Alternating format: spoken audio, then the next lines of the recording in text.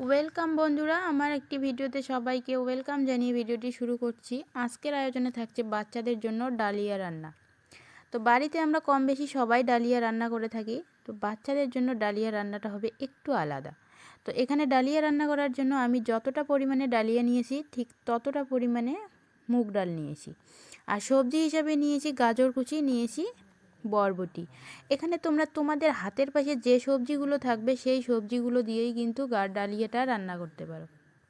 শীতকালীন যে সবজিগুলো হয় ফুলকপি, আলু, মিষ্টি আলু বা বিনস, যে কোনো সবজি দিয়েই কিন্তু ডালিয়াটা রান্না করতে পারো। আমার বাড়িতে যে সবজি ছিল আমি সেগুলো দিয়েই রান্না করছি। তো ডালিয়াটাকে আমি ভালো করে 2 থেকে 3 বার পানি পাল্টে পাল্টে ক্লিন করে নিয়েছি। তারপর এখানে কড়ার মধ্যে ডালিয়াটাকে একটু ভেজে নেব। ডালিয়া যখন আমরা ধুয়ে নিব তখন কিন্তু কড়ার মধ্যে দিলে এটাকে দলা পেকিয়ে যায়। তো এটাকে কিন্তু চিন্তা করার বিষয় নয়, একটু হালকা হাতে নাড়াচাড়া করলেই ডালিয়াটা আবার ঝরঝরে হয়ে যাবে।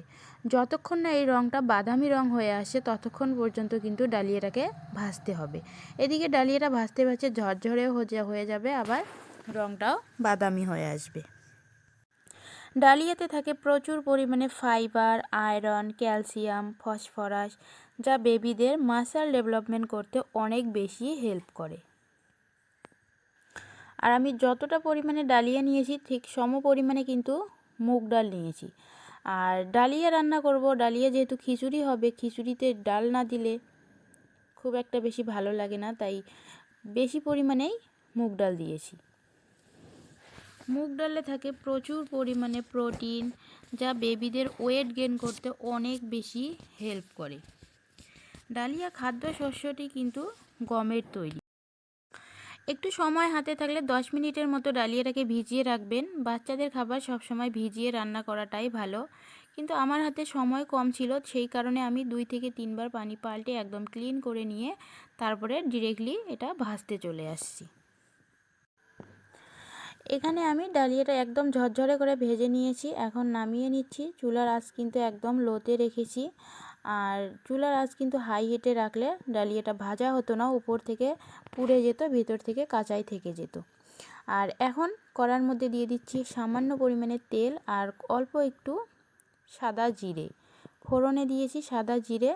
আর এখন সবজিগুলো ভেজে নেব। সবজি হিসাবে আমি নিয়েছি গাজর কুচি আর বরবটি। এখানে তোমরা টমেটো নিতে পারো, মিষ্টি আলু নিতে পারো, আমি প্রথমেই বলেছি পছন্দ মতো সবজি এখানে ব্যবহার করতে পারো। তো সবজিগুলোকে আমি হালকা করে 1 থেকে 2 মিনিটের মতো লাল লাল করে ভেজে নেব।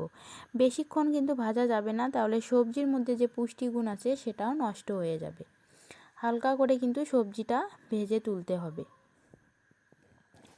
ডালিয়া খাদ্যশস্যটির মধ্যে কিন্তু অনেক উপকার রয়েছে। বাচ্চাদেরকে 7 মাসের পর থেকেই তোমরা ডালিয়া খাওয়াতে পারো।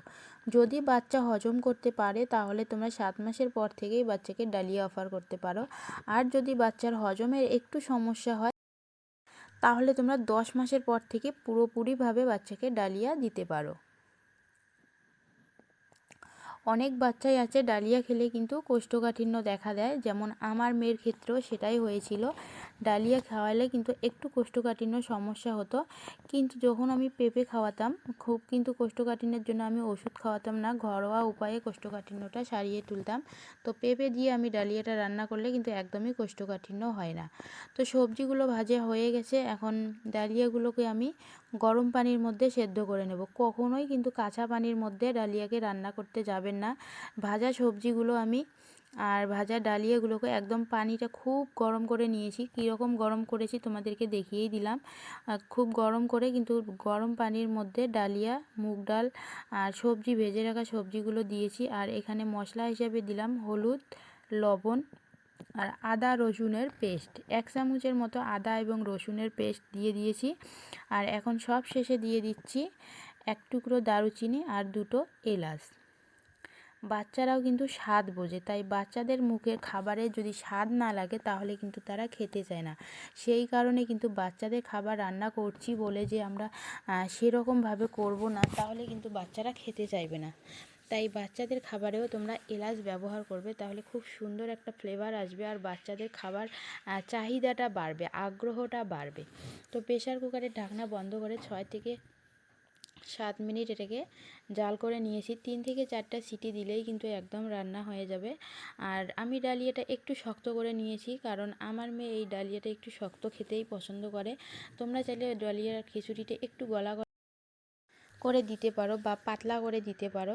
তো আমার মেয়ে যেরকম খাবার পছন্দ করে আমি ঠিক তাকে সেই খাবারটাই অফার করি, যেন ও ভালোভাবেই খায়।